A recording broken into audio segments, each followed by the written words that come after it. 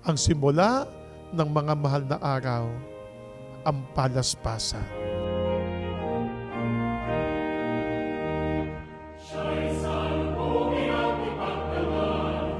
Kaya mayroong matagumpay na pagpasok sa Jerusalem ang ating Panginoong Kristo dahil tayo mga iniligtas ni Kristo.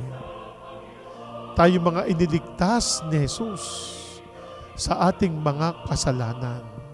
Lahat tayo, aminin mo natin hindi, makasalanan tayo. Nagkasala po tayo. Kaya nga dumating dito sa Kristo Hindi niya kasalanan, inako ni Kristo. At ngayon, ipinapaalala sa atin ang mga gawain ito.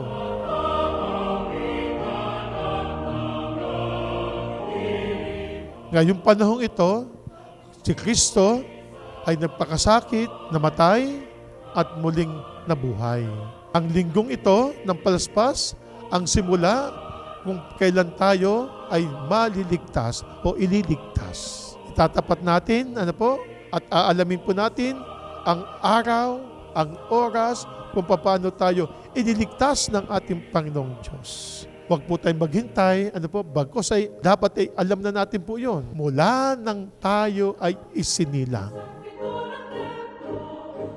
Nasa sinapupunan pa lamang tayo, iniligtas na tayo ng ating Panginoong Diyos. Ang buhay ng Diyos ay ang biyaya sa atin.